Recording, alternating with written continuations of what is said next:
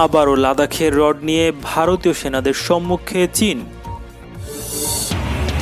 তুরস্ক সাইপ্রাসের মধ্যকার দ্বন্দ্ব নিরসনে মধ্যস্থতার প্রস্তাব দিল রাশিয়া।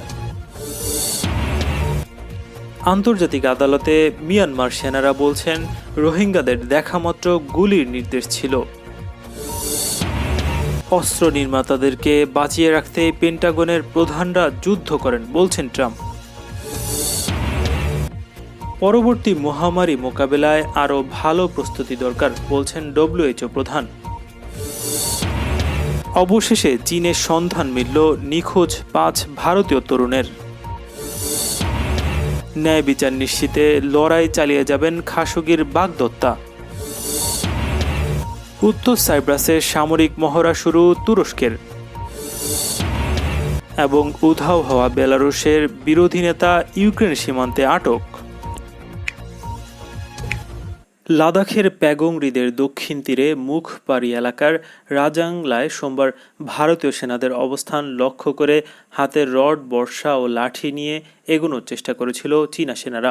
মঙ্গলবার ভারতীয় সংবাদ মাধ্যম এনডিটিভি বলছে, গালোয়ানে 15 জুন চীনা বাহিনী যে ঘটনা ঘটিয়েছে ঠিক তেমন প্রস্তুতি নিয়েছে তারা। ছবিতে দেখা যাচ্ছে প্রত্যেক সেনার হাতে লোহার রড ও সঙ্গে অটোমেটিক মেশিন গান। বলা হচ্ছে প্রথমবারের মতো চীনের এমন ছবি প্রমাণ হিসেবে পাওয়া গেছে। ভারতের দাবি, সোমবার সন্ধ্যায় চীনের পিপলস লিবারেশন আর্মির 50 থেকে 60 জন সদস্য লাদাখের ব্যাংহং হুনানে প্রকৃত নিয়ন্ত্রণ রেখা পেরিয়ে ভারতের দখলে থাকা একটি পাহাড়ের চূড়া দখলের চেষ্টা করে। এ সময় ফাঁকা গুলি চালায় চীনের বাহিনী।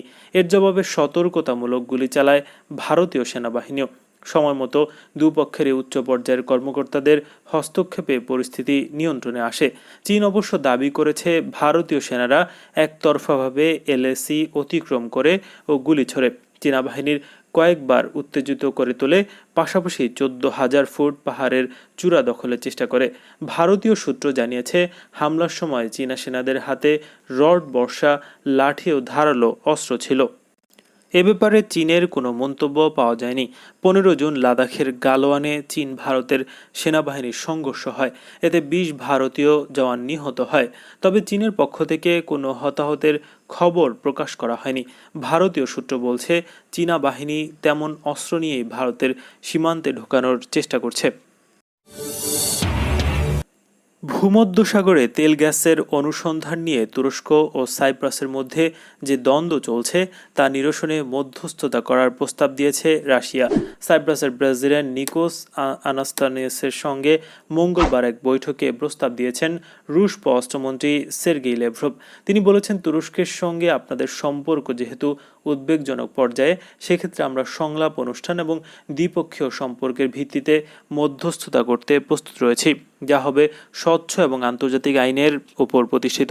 সাইপ্রাসের রাজধানী নিকোসিয়াতে প্রেসিডেন্ট আনাস্তানিয়াসের সঙ্গে ল্যাভরভের এই বৈঠক অনুষ্ঠিত হয়। সম্প্রতি ভূমধ্যসাগরে বাণিজ্যিক অধিকার নিয়ে তুরস্ক, গ্রিস ও সাইপ্রাসের মধ্যে উত্তেজনা চরম আকার ধারণ করেছে। একদিকে রয়েছে তুরস্ক আর অন্য পক্ষে রয়েছে গ্রিস ও সাইপ্রাস। 1974 সাল থেকে সাইপ্রাস 2 ভাগে বিভক্ত রয়েছে।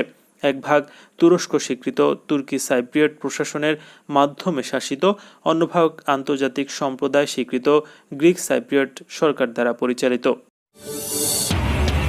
মিয়ানমারের 2 সেনা সদস্য রোহিঙ্গাদের ওপর কিভাবে বর্বর নির্যাতন করা হয়েছে তার স্বীকারোক্তি দিয়েছেন আন্তর্জাতিক অপরাধ আদালতে। তারা জানিয়েছে, 2017 সালে রাখাইনে রোহিঙ্গাদের বিরুদ্ধে মিয়ানমার সামরিক বাহিনীর ক্লিয়ারেন্স অপারেশন সৈনিকদের ওপর নির্দেশ ছিল, যাকে দেখবে তাকে গুলি করবে। এ সময় তারা কিভাবে একে একে গ্রামের পর গ্রাম গণকবর, হত্যা, ধর্ষণ করেছে তার বর্ণনা দিয়েছে। স্বীকারোক্তি 2 সৈনিক ছিল মিউ এন্তুন ও জ নাইংতুন। আন্তর্জাতিক মানবাধিকার সংস্থা ফর্টিফাই রাইটসের বরাত দিয়ে খবর জানিয়েছে নিউ ইয়র্ক টাইমস। মিউ এন্তুন জানিয়েছেন, তিনি কর্মকর্তাদের আনুগত্য করেছেন।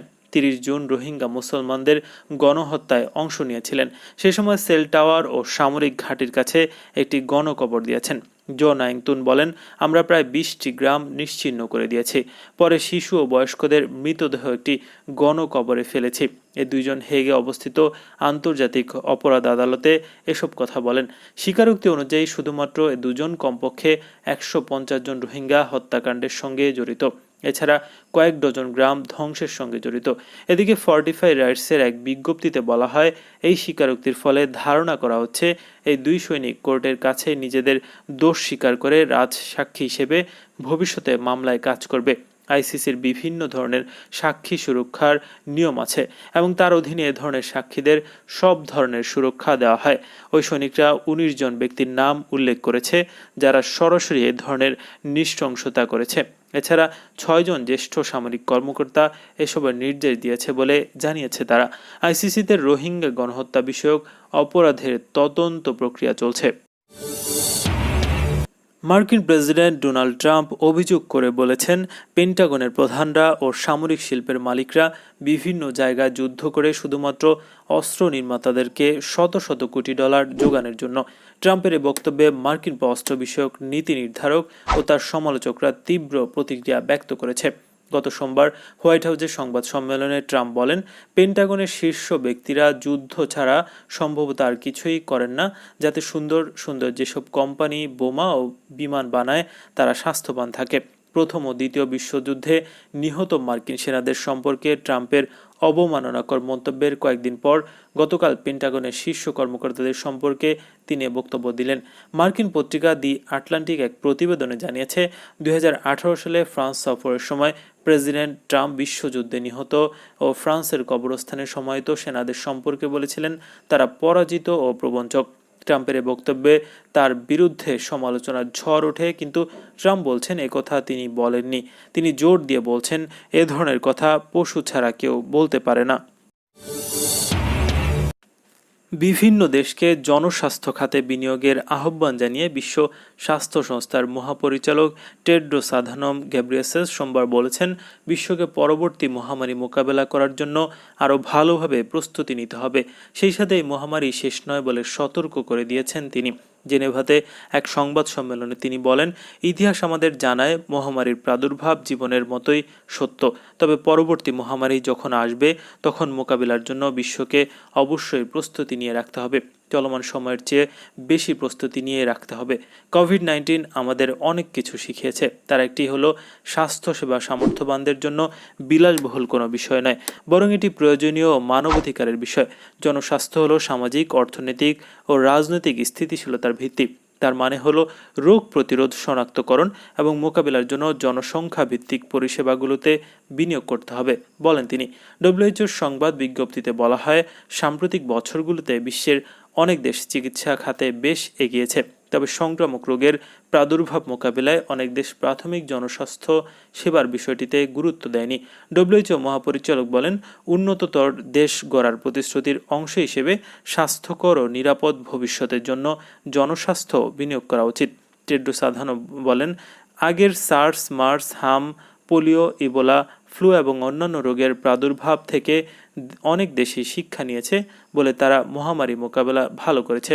জনস হপকিন্স বিশ্ববিদ্যালয় থেকে পাওয়া সবশেষ তথ্য অনুযায়ী মঙ্গলবার দুপুর পর্যন্ত বিশ্বব্যাপী করোনায় মৃতের সংখ্যা দাঁড়িয়েছে 8,92,648 জন।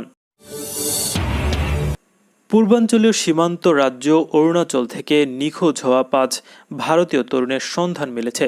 তারা এখন চীনের হেফাজতে আছেন। ভারতীয় সেনাবাহিনী হটলাইনে যোগাযোগ করার পর চীনা সেনাবাহিনী তথ্য নিশ্চিত করেছে। ভারতের কেন্দ্রীয় মন্ত্রী কিরেন রিজিজুকে উদ্ধৃত করে ব্রিটিশ বার্তা সংস্থা রয়টার্স এ খবর জানিয়েছে।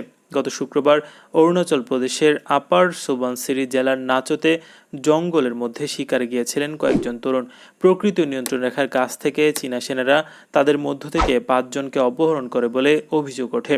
ওই তরুণদের সঙ্গে থাকা আরও 2 জন কোনো ক্রমে সেখান থেকে পালিয়ে এসে ঘটনার কথা পুলিশকে জানান। এরপর ভারতীয় সেনার তরফে হটলাইনে চীনের সেনাবাহিনীকে বিষয়টি জানানো হয়। মঙ্গলবার ভারতের কেন্দ্রীয় মন্ত্রী কিরেন রিজিজু এক টুইটারে পোস্টে বলেন, ভারতীয় সেনাবাহিনীর পাঠানো হটলাইন মেসেজের জবাব দিয়েছে চীনের পিএলএ বা সেনাবাহিনী। তারা নিশ্চিত করেছে অরুণাচল থেকে নিখোঁজ হওয়া তরুণরা তাদের হেফাজতে আছে।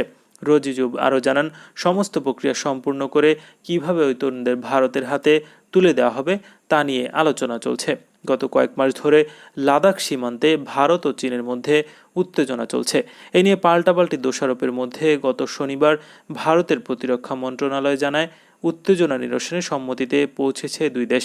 আবার এর 2 দিনের মাথায় সোমবার রাতে চীনা সেনাবাহিনীর এক বিবৃতিতে অভিযোগ করা হয়, ভারতীয় সেনারা অবৈধভাবে নিয়ন্ত্রণ রেখা অতিক্রম করে প্যাগং লেকের দক্ষিণ তীর ও সেনপাং পার্বত্য এলাকায় ঢুকে পড়েছে।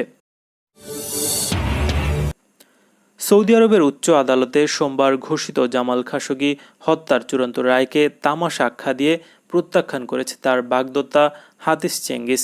ন্যায় বিচার নিশ্চিতের লড়াই অব্যাহত রাখার অঙ্গীকার করেছেন তিনি।